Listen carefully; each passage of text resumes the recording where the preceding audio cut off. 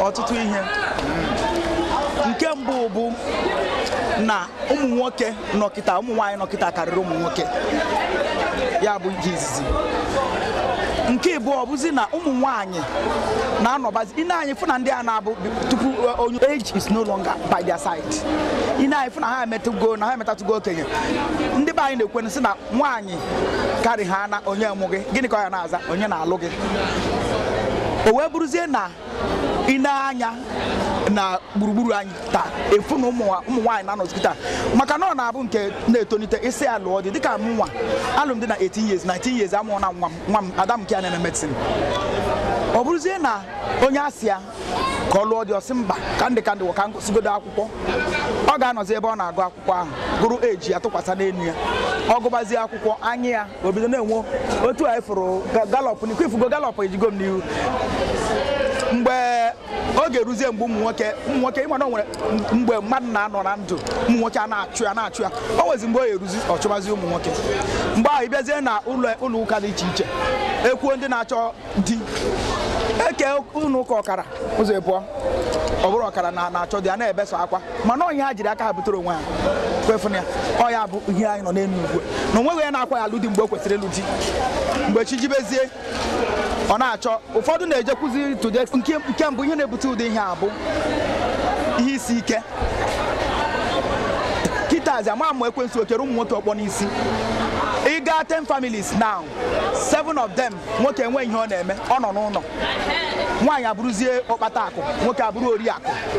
Ọ bịazie nwaanyị ahụ adịzie forced to ime ihe ọ na-achọghị ime. Ọtụtụ n'ime ha achọghị ime ya mana maka ihe condition ha eji eme ya. Nke ịbụọ abụrụ na ụfọdụ ụmụ nwaanyị bụ ukwu nnu di ha a na-ezuru ha, ọ dị na ha n'ọbara ngwagharị ọ dị na ha n'ọbara. Ụfọdụ ndị di anyị bụ abịa ha na nwaanyị ọ bata ha na ọṅụba mmanya ṅụcha boys hang out ọ ha ngịcha out bata ọ chọzie just for the fun of it.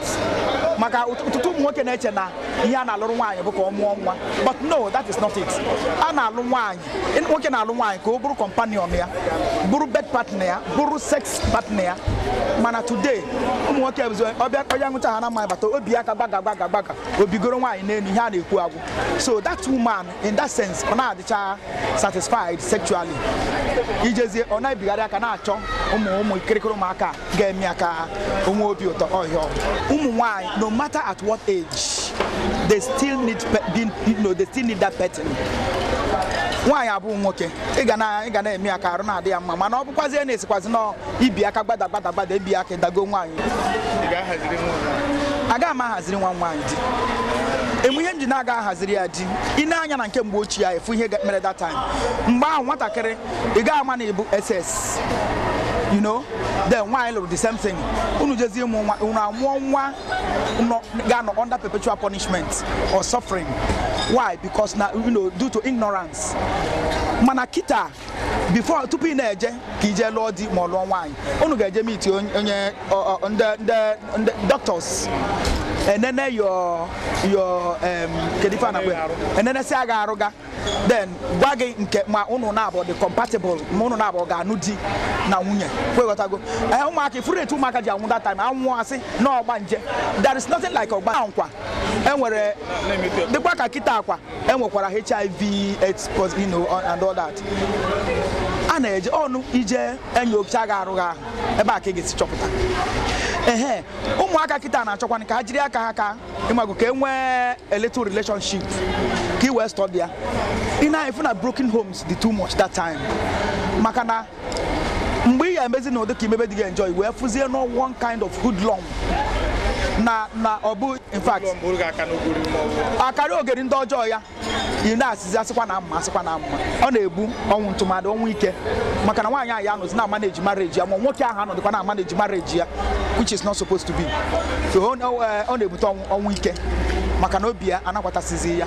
Mana kịta and ihe onye a ga na-ebe ọkwa mma anyị si anyị jebe ọkwa papa anyị si anyị jebe. Mana kịta ijiri aka gị fudi unu normally a na-anọzi into courtship unu mesizie metụ nwa obere ihe ahụ ejizi aka na-azụkwazi ndị nhube isi dị mgbe ahụ. Kịta ụmụ nwaanyị na-asịzi gị ebe a kama m ga-apụ pụọ maka gịnị agụọ n'oke akwụkwọ ị ga-abata na ezinụlọ onye nwoke bụ dọkịta nwunye ya bụ pharmacist kwa ịghọtago